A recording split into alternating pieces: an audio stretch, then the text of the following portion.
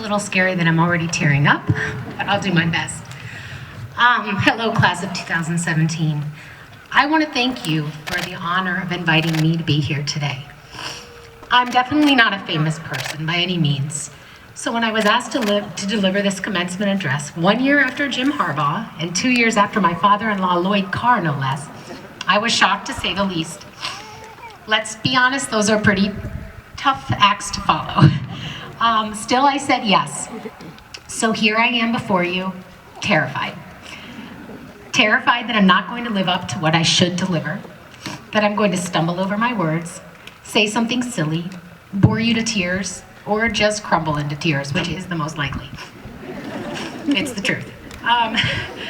And to be honest, it's a truth that I want you to carry with you as you move on to the next big thing.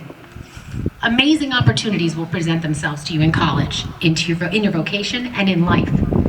Many of those opportunities will terrify you, but I'm here today to tell you that it's important to push through that discomfort and not let what's in store for you pass you by. 24 years ago, I stood in your shoes. I was graduating high school in my hometown of Miami Springs, Florida, with no clue of what I wanted to do. I was headed to the University of Michigan in the fall, and I didn't know one single person there.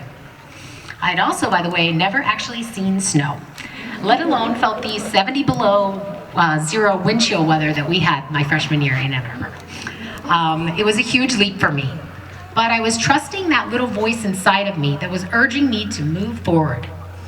For me, I believe that little voice is God talking, lighting my path with that little feeling. You may call that voice intuition, the universe, or a gut feeling. No matter what you call it, I believe you should lean on that voice as a guide and have faith. Going to Michigan for the first time, I was scared, anxious, and had no idea what to expect. Still, I pushed through those feelings because it was an opportunity I just couldn't pass up. That decision paid off. It not only led to a rewarding career, but also to a rewarding life. I wanted to work in sports, so I interned with the Detroit Tigers and learned everything I could about the industry. I volunteered at Mott Children's Hospital, joined clubs, made friends, and learned a lot about myself as I attended school. So many of those decisions I made took guts and stepping through fear, but I pushed through because I had big dreams. My first job out of college was with Turner Sports, and I was chosen to work on the Winter Olympics in Nagano, Japan, which was an incredible experience. Although traveling to another continent is no small thing, especially for someone who hates to fly. I stayed in television for 6 years and I enjoyed it, but I started to feel like something was missing. It was that little voice telling me I was meant to do something more meaningful. I transitioned to fundraising, spending 11 years working at Mott Children's Hospital.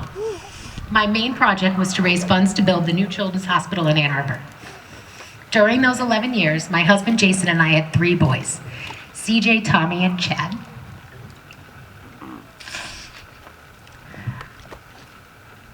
It was through Chad that the little voice inside of me started working overtime.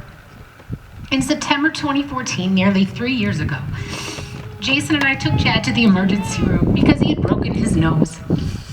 He was treated and we were given the green light to leave the hospital.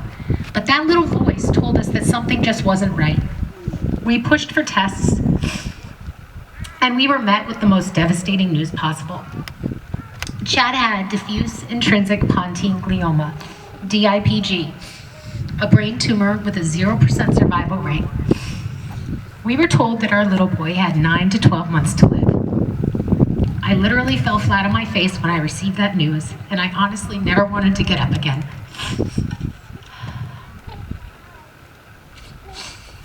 At that moment, my life had come full circle. Chad was diagnosed in the hospital I fundraised to build, on the floor that was named after my father-in-law. It was surreal and horrible and something I hope you never ever have to face. But in that moment, that little voice made itself known to me in a way it had never made itself known before. I knew we had to do something. It wasn't enough to simply fight for Chad. We had to share his story and shine a light on DIPG, a disease that has received virtually 0 funding over the past 60 years and continues to take children's lives year after year with little to no momentum or movement forward. My husband Jason is a very private person, so this was an even greater leap for him. So there we were, staring into this terrifying reality to put ourselves and our children out there for the world to see. We knew it wouldn't be easy and that this decision would open us up to judgment and ridicule and tough things that go along with being known. But we listened to that voice and pushed through the fear. We asked people to pray and we shared Chad's journey. We did everything we possibly could to find the right treatments for our little boy. We made memories and we had fun as a family. And through all of this, we made decision after decision as we had to. None of it was easy, but we made it through, thanks in large part to this community. So many of you here today have been part of what Chad was able to do while he was on this earth, and that is truly a beautiful thing. We created the ChadTough Foundation as a way to share Chad's message and to fund research that DIPG so desperately needs. Doing that as we were going through so much pain was difficult, but we knew it was right. After we lost our beautiful little boy, the foundation became his legacy and what our family can focus on to get through the pain. It has grown rapidly, becoming more than about just one special little boy. In less than 2 years, the ChadTough Foundation has raised millions of dollars for DIPG research, something that never would have happened had we folded to our fears. I've heard it said that fear is the #1 thing that keeps us from our destiny, and faith is the #1 thing that moves us towards it. So I stand here before you today, a little less terrified than I was about 5 minutes ago, with the resolve to pass a key message along to you. Don't run away when life hands you difficult opportunities, and please keep your faith. Believe me when I say you will be presented with many difficult situations in the coming years that will scare you to death. Maybe you'll be offered an internship in a setting way outside your comfort zone. Maybe you'll feel nudged to talk to a business leader you're completely intimidated by. Maybe you'll be asked to speak in front of thousands of people. You just never know. Your gut instinct will probably be to run or fall down and never get up again. You'll want to choose that easier path, but you'll hear that nagging voice inside of you, urging you to take the more difficult road. Please be willing to take it. Yes, you may stumble. You'll mess up. You'll cry. You may fall flat on your face, embarrassed, wishing you'd never gotten out of bed in that morning. But with each and every experience, you will grow as a professional, and even more importantly, you'll grow as a person. So class of 2017, I hope you'll take my words to heart. Maybe you've already experienced obstacles you feel you can't overcome, but I'm here to tell you that it's never too late.